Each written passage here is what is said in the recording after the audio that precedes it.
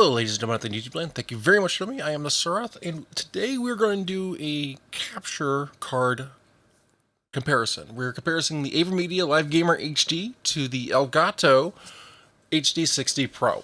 I recently acquired both cards, so I decided to do a comparison because I at first wasn't very happy with the Elgato because there were some sound sync issues, but I figured out that it was a settings thing. So I picked up the AVerMedia because I heard it was actually better than the Elgatos, and I decided to do a comparison of the two.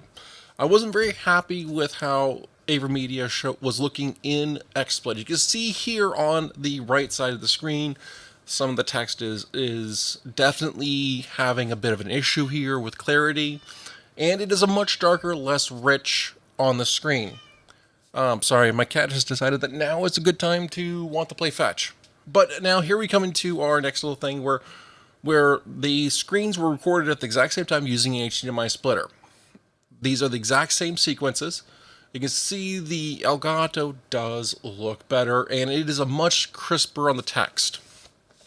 I did a little bit of a test with OBS, and the AVerMedia did look better with text in OBS than it does XSplit. But I don't think it's really that much of a difference to go, oh, well, the AVerMedia was an XSplit issue. Ignoring the text issues, the quality of the graphics, as you can see here, this was recorded at the exact same time using an HDMI splitter. Throughout this entire video, all the graphics were recorded at the same time. You can see that it is a much clearer screen up on the Elgato side. As you can see through here, and once again we're going through the Mass Effect loading screen here, and being that this is a modern game, I figured this was a good one to start with. Now we're going to actually load into the game. We're going to resume a sequence here where we can pan through, and you'll see some visual lag here on the AVerMedia side. Actually, I found that the Elgato actually had the least amount of lag between the scenes once you get into some animations, and we're going to be looking at another game in a few minutes to show more of how that looks. But the richness, the true colors, I think really come out with the Elgato here. Just trying to let this thing load up here, as you can see.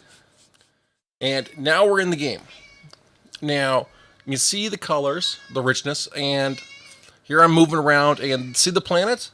It looks darker and less true.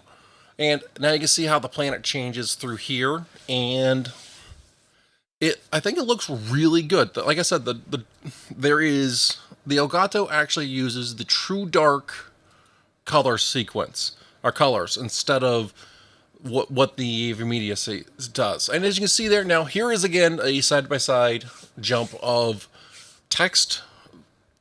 You can see the Elgato actually is a very readable sequence here.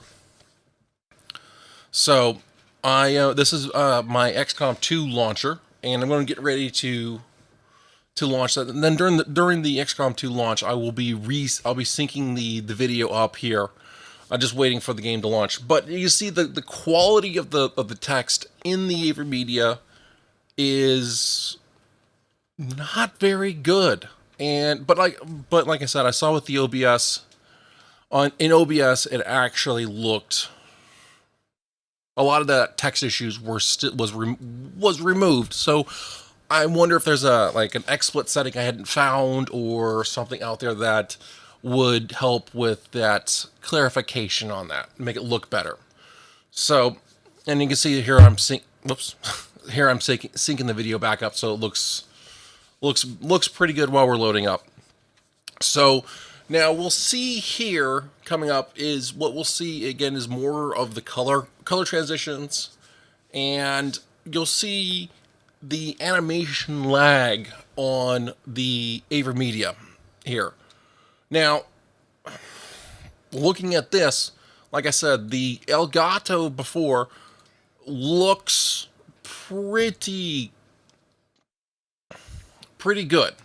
It looks just like my Samsung monitor, while the AVerMedia, fresh out of the box, no settings changed or anything like that, turns into a little bit of a quality, not quite as good looking. I noticed on stream also that the game looks better while broadcasting than it did with the AVerMedia. So, excuse me. So again, here is animation. This is recorded at the exact same time, and you can see how, like, her face, the lag coming down on the AVerMedia side.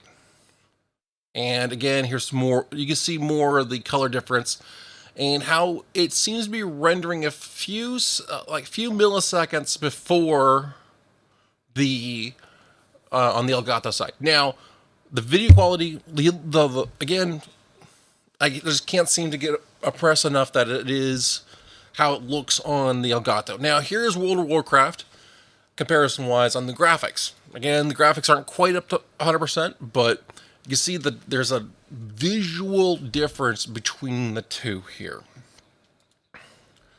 So, in my opinion, for the price, I think the Elgato is worth the money.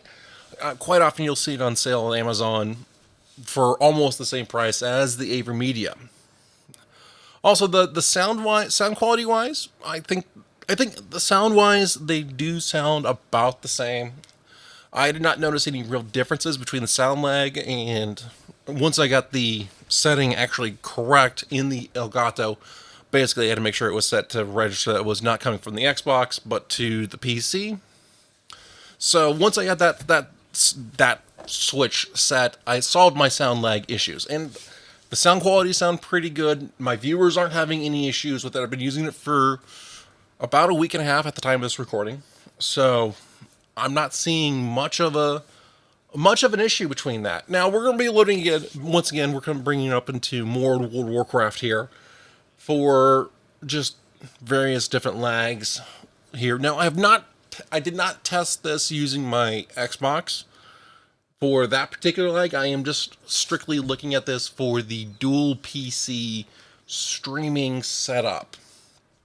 But I would imagine that I believe that the colors are going to actually be having the same things going on for coming from a console to other aspects here. But your mileage may vary from what I'm seeing here. If you're using it for consoles, I probably should test that. But I think that coming from the PC, coming from an external source to the computer, regardless, is a good test, so to speak. So, obviously, since we're doing MMO, it takes a little bit to load. But here we go. Now we're back into a thing, and you can see once again that the AVerMedia does seem to have a noticeable lag difference here. And I think you'll see that in other locations. You can see, like, in World of Warcraft here, this mount I'm on, the wings are actually set to be at the exact same time. And you can see there is a distinct lag here. And I think that also is a point against the AVerMedia. Now, AVerMedia is releasing an updated version of their card to take it to 1080p 60 frames a second. Unfortunately, at the time of this video, this has not been released yet, so we're just comparing what is available as early 2017. So I think that, yeah. So I think that's just this is a very good example of which one I feel like is a better card at this time of recording. I feel like the Elgato is the better card. I'm not going to flat out and say, hey, you should buy it, make your own decision, do your own research out there. But from my research and from this video, I think the choice is getting pretty clear out there. So Now, I will say I am sponsored by neither one of them. This is just a personal video, so I'm not being paid by Elgato. I'm not being sponsored by AVerMedia for this video. So, at least not at the time of this recording. But anyways, ladies and gentlemen, thank you YouTube land. Thank you very much for joining me. We'll see you in a future video. Maybe we'll do some more product comparisons, but make sure you check out the other game videos out there that I have. So make sure you hit the like button, make some comment, and subscribe. Good night, everybody, and I hope you enjoyed the video. Goodbye.